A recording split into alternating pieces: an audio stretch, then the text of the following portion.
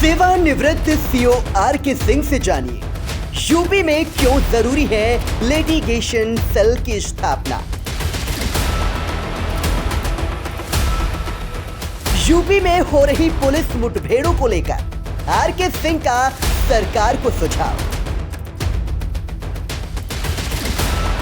सेवानिवृत्त CO are के सिंह की सजा, राष्ट्रपति ने की है माफ।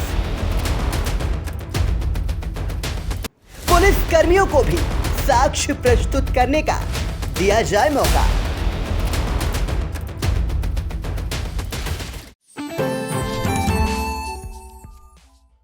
बच्चों के फ्यूचर के लिए चुनिए best educational platform Singhania educational institute को educational English medium CBSE inter college, Sitapur का best and most consistent private CBSE school. CCTV secure campus, GPS enabled transport system, golf coaching, STEM practice, coding, artificial intelligence, robotics and many more. Admission open. नमस्कार, आप देख रहे हैं आई India और मैं हूं पंकज सिंह गौर। और आज आई इंडिया के स्टूडियो में खास मेहमान आए हुए हैं, आपका परिचय कराते हैं। दरअसल आप सेवानिवृत्त पुलिस अधीक्षक के पद से रिटायर होने के बाद इस समय हाई कोर्ट में वकालत कर रहे हैं। और आपके बारे में बता दें कि दरअसल आप राष्ट्रपति पुरस्कार से 2 बार नवाजे जा चुके हैं, साथ ही Limca book of national award से भी आपको पुरस्कृत किया गया है। आपका नाम है आर के सिंह साहब। और आपको बता दें कि आपकी धर्मपत्नी भी सीओ के पद से रिटायर हुई हैं। लंबा चौड़ा अनुभव है पुलिस का और आज हम खास चर्चा के लिए आपको आमंत्रित किए हैं। दरअसल उत्तर प्रदेश में जिस तरीके से मुठभेड़ हो रही है और मुठभेड़ के बाद जब कानूनी दांवपेच उलझ जाता है तो जो मुठभेड़ में पुलिस कर्मी होते हैं उनके खिलाफ भी कई बार कानूनी कार्रवाई हो जाती है, उन्हें सजाएं हो जाती हैं और उन्हें जेल भी जाना पड़ जाता है। ऐसे ही एक मामले में आर के सिंह साहब के साथ भी हुआ और आपको भी जेल जाना पड़ा, लेकिन आपकी लड़ाई मिसाल बनी और राष्ट्रपति तक मामला पहुंचा और सजा पाए हुए व्यक्ति को वहां से माफी हुई। तो ये दौर जो होता है सब कुछ अनुभव का दौर होता है। इस दौरान जो छोटी छोटी बातें होती हैं वो आपको बखूबी पता होती हैं और आज इसी विषय पर चर्चा करेंगे ताकि जो पुलिस के अधिकारी और कर्मी धड़ाधड़ जो मुठभेड़ें हो रही हैं उसके लिए ऐसे क्या कानून होने चाहिए, ऐसा क्या उन्हें कदम उठाना चाहिए जिससे उन्हें कहीं उलझना न पड़े, उनके खिलाफ कोई विधिक कार्रवाई न हो। आज इसी पर चर्चा करेंगे। सर आपका स्वागत है। और पहला मेरा सवाल, उत्तर प्रदेश में जो मुठभेड़ हो रही हैं आप देख रहे होंगे और उनकी संख्या भी काफ़ी है, उसमें पुलिस अधिकारियों को और खासकर सरकार को क्या सुझाव देना चाहेंगे? धन्यवाद पंकज सिंह साहब, धन्यवाद आई इंडिया। आभारी हूँ कि आपने अपने स्टूडियो में मुझे बुलाया और एक महत्वपूर्ण बिंदु जो आज के पीरियड में चल रहा है और हमेशा से होता रहा है कि बदमाश जहाँ पर हैं उनसे बचने के लिए और उनका उन्मूलन के लिए हमारी पुलिस बनी हुई है और पुलिस उसमें कार्रवाई करती है। कभी कभी गलत साक्ष्यों के आधार पर, गलत परिस्थितियों के आधार पर एक सही मुठभेड़ की घटना को उसको दूसरा रूप देते हुए और फेथ इनकाउंटर के रूप में कह दिया जाता है। इस बात से मैं इनकार नहीं करता हूं कि फेथ इनकाउंटर कभी कभी नहीं होते हैं, हो जाते हैं, लेकिन अधिकतर सही मुठभेड़ें होती हैं। लेकिन मुठभेड़ों की स्थितियां ये होती हैं कि जो भी ट्रायल होते हैं, जो भी केस होते हैं, वो संबंधित अधिकारी के ट्रांसफर होने के बाद वो फिर उसका परीक्षण होता है। उस समय हम ट्रांसफर होकर के चले जाते हैं, वो व्यक्ति चले जाते हैं और बदमाश और संबंधित लोग वहीं के रहने वाले होते हैं। तो एन केन प्रकार गलत एविडेंस एकत्रित करके हमें गलत ठहराने का प्रयास करते हैं और उसमें न्यायालय के भी दोष नहीं है। दोष इस व्यवस्था का है कि त्वरित निर्णय न होने के कारण बाद में हम उन्हीं परिस्थितियों पर गलत तथ्य प्रस्तुत करने के कारण हमें सजा कर दिया जाता है। सरकार को चाहिए कि इनको देखें और कोशिश करें कि जो भी घटनाएं हैं उनकी जांच करानी है तो शीघ्र से शीघ्र कराई जाए। कहने का मतलब जिनके रहते जब अधिकारी जो होते हैं, जो पीठ थपथपाते हैं, वो अधिकारी और कर्मचारी गैर जनपद चले जाते हैं। जब दूसरे आ जाते हैं तो उनसे वो चीज़ करा पाना या जिस तरीके से वो फ़र्द लिखी जाती है उस आधार पर आगे साक्ष्यों का संकलन करा पाना मुश्किल हो जाता है। आपने बिल्कुल सही कहा है, क्योंकि ये जो मुठभेड़ें हैं या कुछ है, इनकी जांचें बरसों बरस तक चलती रहती हैं। उस समय पर हम लोग ट्रांसफ़र होकर चले जाते हैं, संबंधित अधिकारी भी चले जाते हैं, संबंधित लोग भी चले जाते हैं। फिर हमारी पक्ष हमारा प्रस्तुत करने वाला, सही बात को कहने वाले बहुत कम लोग रह जाते हैं, और जो प्रभावित गवाह होते हैं दूसरे पक्ष के, वो साक्ष्य प्रस्तुत कर देते हैं और हमें दोषी मान लिया जाता है। तो ऐसे में आप पॉइंट बताइए कि कहाँ कहाँ पर क्या कदम उठाना चाहिए किस व्यक्ति को, चूँकि आप एक खुद मुठभेड़ के मामले में आपको जेल जाना पड़ा, तो आपको सारी चीज़ें पता होगी कि कहाँ पर लोचा होता है, कहाँ पर कमी रह जाती है और कहाँ पर क्या कदम उठाना चाहिए। पहली बात तो ये है कि हमें जब भी है, हम अभियुक्त को गिरफ्तार करने का प्रयास करते हैं। मारने का राइट कानून ने हमें किसी को नहीं ले रखा है। हम उन्हीं परिस्थितियों में जब हम जानते हैं कि ये हमारी जान लेना चाहता है, दूसरे की जान ले रहा है, और हम उसको पकड़ने में असफल हो जाते हैं, तो विधिक दायरे के अनुसार ही हम उस पर जवाबी कार्रवाई करते हैं, और जवाबी कार्रवाई में वो मारा जाता है। अक्सर ये लोग कहते हैं कि साहब ये फेथ काउंटर, पुलिस गोली क्यों नहीं लगी, पुलिस वाले क्यों नहीं घायल हुए। हम घायल होते हैं, हमारे व्यक्ति भी मारते हैं, तब उस पर हल्ला नहीं बचता है। तब लोग समझते हैं कि इसलिए कर लेते हैं कि साहब पुलिस का तो काम ही है, उसको मरना ही चाहिए। लेकिन हम ट्रेंड हैं, हमें विभिन्न प्रकार के सॉफ्टिकेटेड वेपन दिए गए हैं, तो निश्चित रूप से हमको उन पर भारी पड़ना चाहिए, और हम भारी पड़ते हैं। जब हम भारी पड़ते हैं तो हमें कह दिया जाता है साहब आपने फेथ इनकाउंटर किया। लेकिन मैं समझता हूं पूरी उत्तर प्रदेश पुलिस हो या इंडिया की पुलिस हो, कोई भी फेथ इनकाउंटर विश्वास नहीं करता है, और हम विधिक दायरे में ही काम करते हैं।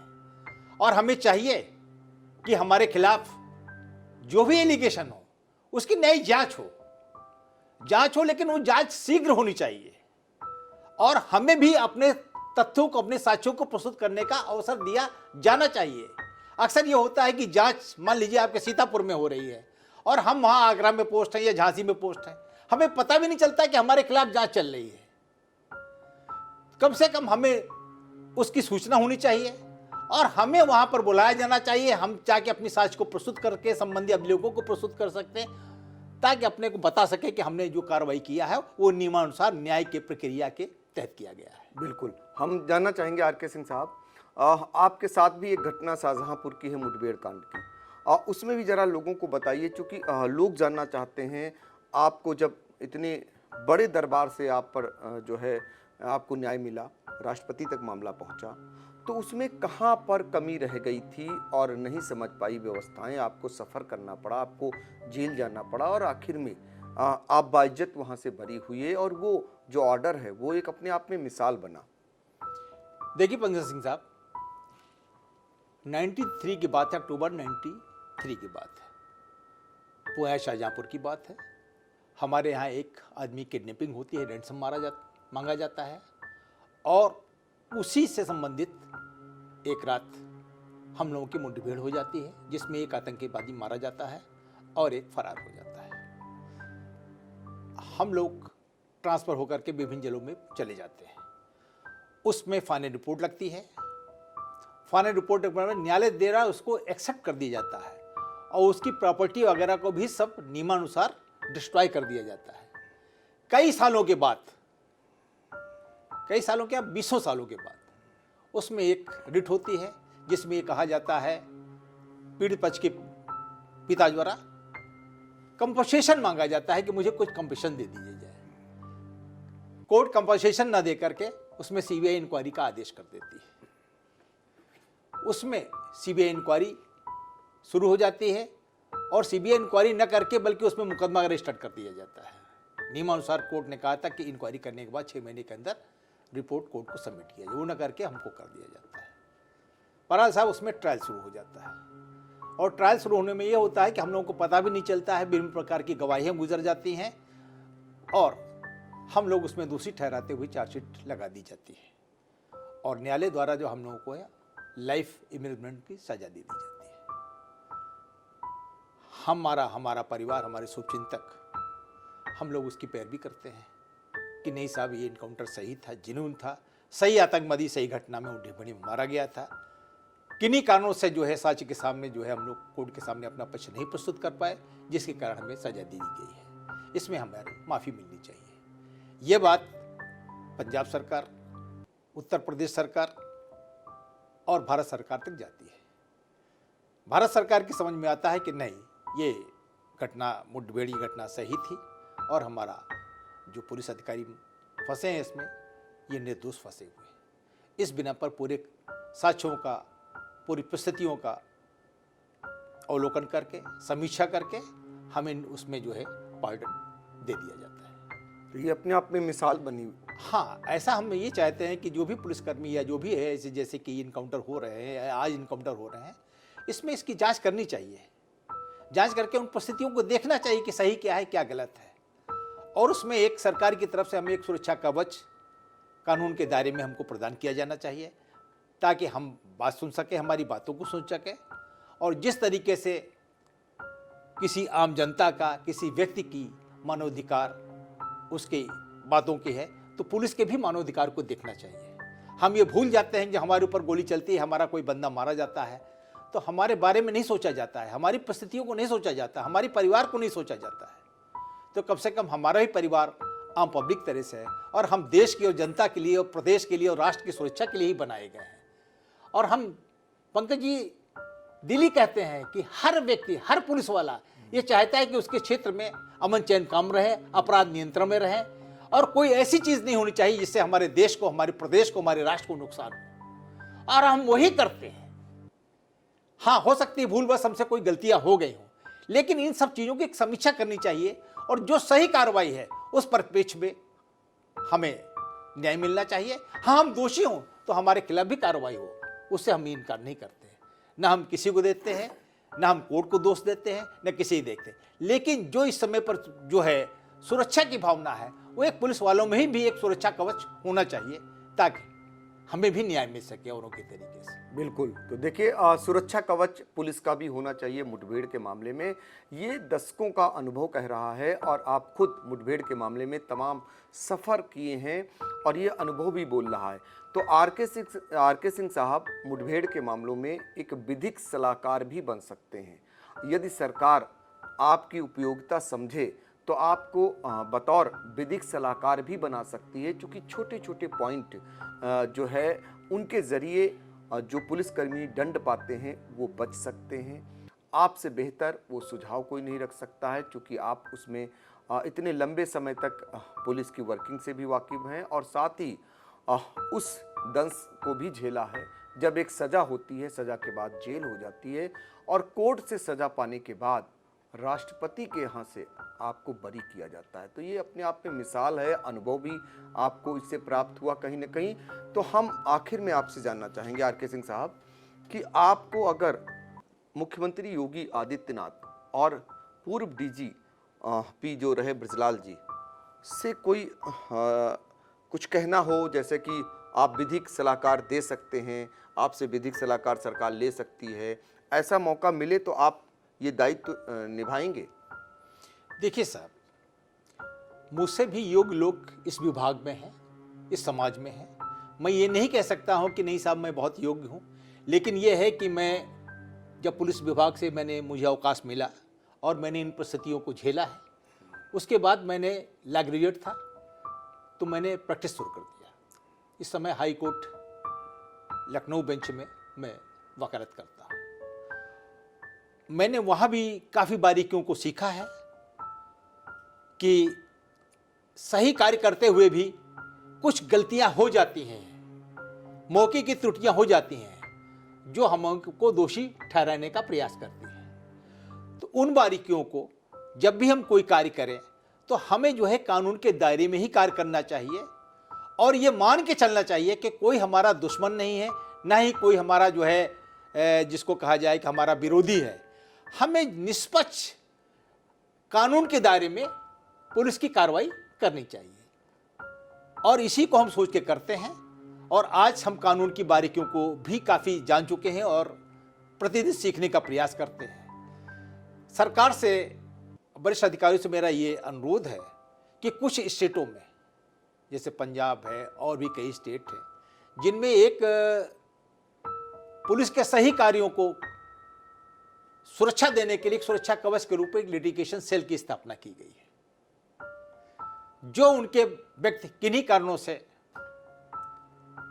न्यायालय में फंस जा रहे हैं, सही होते हुए फंस जा रहे हैं, उनको न्याय प्रदान के लिए, उनको सुरक्षा प्रदान के लिए उन्होंने अपना एक सहारा दिया है, एक रास्ता चुना है। तो मैं चाहता हूं उत्तर प्रदेश में भी विधिक दायरे में एक लिटिगेशन सेल की स्थापना किया जाए, ताकि उनके जो सही अधिकारी हैं उनको एक सुरक्षा के तौर पर उनको भी विभाग सहायता दे सके, जिससे वो निर्भीक होकर समाज के लिए, देश के लिए कार्य कर सके।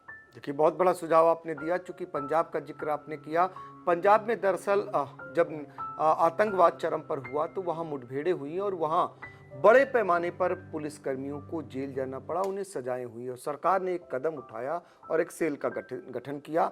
अब उत्तर प्रदेश में जिस तरीके की मुठभेड़ हो रही हैं, तो आर.के. सिंह साहब का अनुभव बता रहा है कि यहाँ भी पंजाब सरकार की तरह उत्तर प्रदेश सरकार में भी वो सेल गठित होना चाहिए, जिससे वो विधिक राय उन पुलिसकर्मियों को दे सकें जो खाकी वर्दी पहनकर इलाके का गुनाह मिटाने के लिए वचनबद्ध रहते हैं। और ऐसे में जब मुठभेड़ होती है बदमाशों से, तो उस दौरान जरा सी छोटी सी गलती उन्हें सजा तक पहुंचाती है, उन्हें जेल तक कराती है।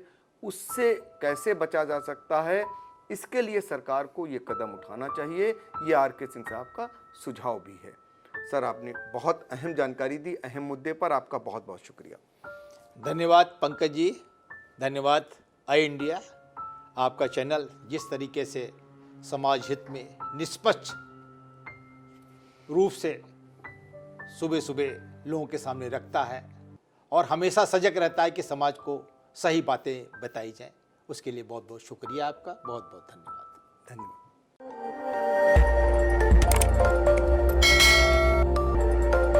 खबर आपकी, नजर हमारी। देखते रहिए आई इंडिया।